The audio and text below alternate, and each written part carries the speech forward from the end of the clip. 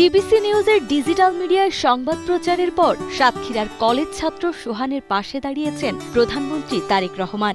রাস্তা থেকে কুড়িয়ে পাওয়া অন্ধ ঘোড়ার সেবা করার মানবিক উদ্যোগের জন্য তিনি সোহানকে আর্থিক সহায়তা ও উপহার পাঠিয়েছেন। এত তাড়াতাড়ি যে আমাকে সাহায্য করবে কিংবা দেখবে আমি কখনোই ভাবিনি, এখন খুবই ভালো লাগছে। ডিবিসি প্রচার না করলে হয়তো এত দ্রুত সাড়া পেত না এবং বিষয়টা এত দ্রুত মানুষ জানতেও পারতো না। এর জন্য ডিবিসি নিউজকে অসংখ্য ধন্যবাদ। সোহানের এই মানবিক কাজের শুরুটা ছিল বেশ হৃদয় বিদারক। একটি অসুস্থ ও অন্ধ ঘোড়াকে শ্মশানের পাশে ফেলে গিয়েছিল তার নিষ্ঠুর মালিক।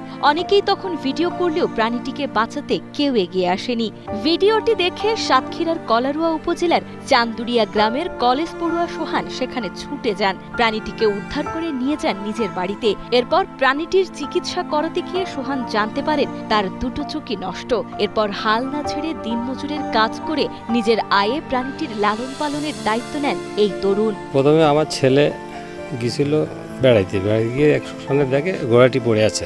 বন্ধু বান্ধব নিয়ে ঘোড়াটা নিয়ে আসে, তুলে নিয়ে খুব কষ্ট করে বাড়ি নিয়ে আসলো। আমি কি ঘোড়াটা নিয়ে আসছি, এত কানা ঘোড়া, আমাকে খাতে যেতে দেয় না, চোখ অন্ধ হয়ে গেছে। তা আমি নিয়ে এসে ঘোড়া পালি। আমি যে কানা ঘোড়া কি করবা, ওটা তো গাড়ি টানাতে পারবো না, কোনো কাজকর্ম করতে পারবে না। বলছে না আমি পালবো। হ্যাঁ ঠিক আছে, তুমি একটা মানবিক যখন ঠিক আছে তুমি করো। গত 28 জুন ডিবিসি নিউজে অন্ধ ঘোড়াকে শ্মশানে ফেলল নিষ্ঠুর মালিক, দিনমজুরের কাজ করে বাঁচিয়ে তুলল কলেজ ছাত্র সোহান শিরোনামের একটি প্রতিবেদন প্রচারিত হয়। প্রতিবেদনটি কোটি দর্শকের হৃদয় ছুঁয়ে যায় এবং ব্যাপক প্রশংসিত হয়। পরবর্তীতে সংবাদটি প্রধানমন্ত্রী তারেক রহমানের দৃষ্টিগোচর হলে তিনি হুইপ রকিবুল ইসলাম বকুলকে বিষয়টি তদারকি করতে বলেন। তার তত্ত্বাবধানে সোহানের এই কাজের প্রশংসা করে তাকে উৎসাহ দিতে সহায়তা পৌঁছে দেন স্থানীয় যুবদল নেতা আইনুল ইসলাম নান্টা।